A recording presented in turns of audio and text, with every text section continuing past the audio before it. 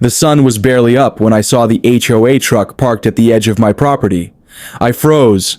This was my land, my hard work, my dream. The old lake I bought a year ago had been nothing but weeds and trash, but I'd spent months restoring it, clearing the mud, planting the banks with flowers, even fixing the small dock that leaned dangerously over the water. Now a woman in a perfectly pressed blazer, clipboard in hand, marched straight toward me. "You can't do this here," she barked. "This lake belongs to the HOA." I blinked, gripping the rake in my hand like a weapon. "Excuse me?" I asked, trying to keep my voice calm. She shoved a faded notice in my face, the kind meant to scare, saying I was violating community rules, even though the lake was outside their jurisdiction.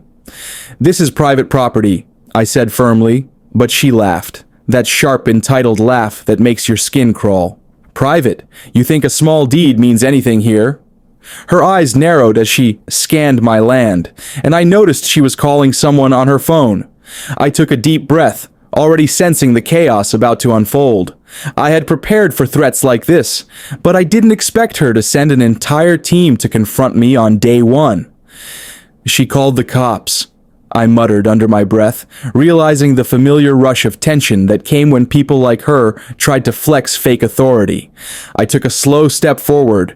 "I didn't fight for this country to be told I can't restore a lake on my own land," I said, the words surprising even me with their steadiness. Just as she started waving her arms and shouting again about illegal activities, I caught a glimpse of her smirk falter when I mentioned, almost casually, "By the way, I own every inch of this property, including the water rights." Her phone call ended, and she paused like someone had hit pause on her confidence.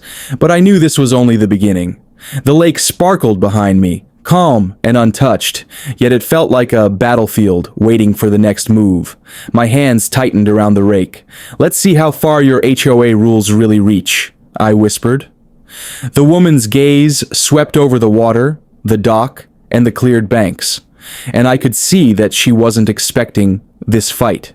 She straightened her blazer and raised her voice, calling out, "I'm giving you 24 hours to remove everything, or we'll take legal action." Her tone was all fire and fake authority, the kind that makes people assume she has unlimited power. I stayed silent for a moment, letting her words hang in the air like a storm cloud, then smiled low and calm. "You might want to check the property records first," I said. Her jaw tightened. "I don't need to," she started, but I cut her off. "Actually, you do, because I have the original deed, signed papers for water rights, and a survey map that shows every boundary, including where your HOA has absolutely no control." She blinked a little too fast. I could see the gears turning behind her eyes. "That's impossible," she stammered, trying to regain her composure. I leaned against the dock casually, letting her panic simmer. "Oh, it's very possible, and if you try to send anyone onto my land, I'll be ready. And so will my security cameras." At that, her phone buzzed again and she glanced at the screen. Her confident facade was cracking. She muttered something clearly uncomfortable, then looked back at me, trying to hide the fear creeping in. "You can't prove anything," she hissed. I smirked, walking slowly along the edge of the water. "Actually, I can. I've got footage of this lake from before I bought it. I have witnesses, and every improvement I've made is documented. You see, this isn't just a hobby for me. It's my life, and I don't let people bully me off my land."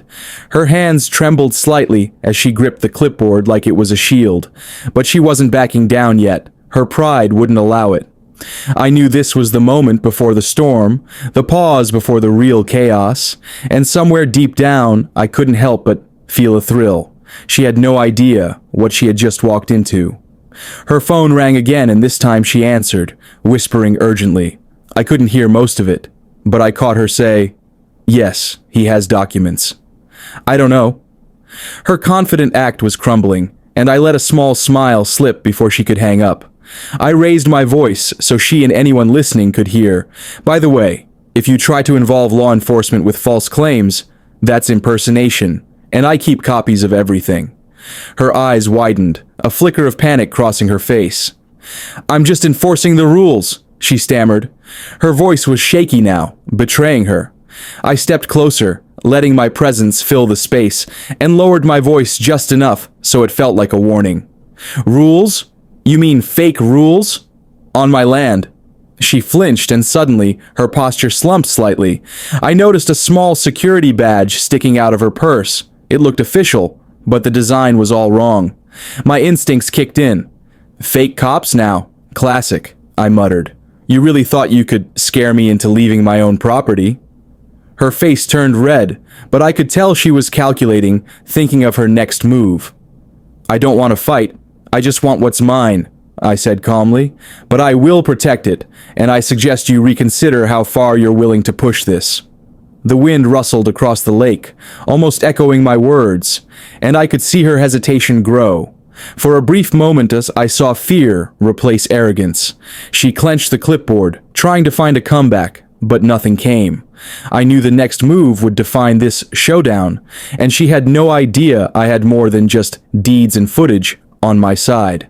She took a shaky step back, glancing at the lake as if seeing it for the first time. This doesn't matter, she muttered, though her voice lacked conviction. I could see her panic rising. She had expected an easy victory, not a well-prepared landowner who knew his rights. Then a car pulled up behind her, a black SUV with tinted windows.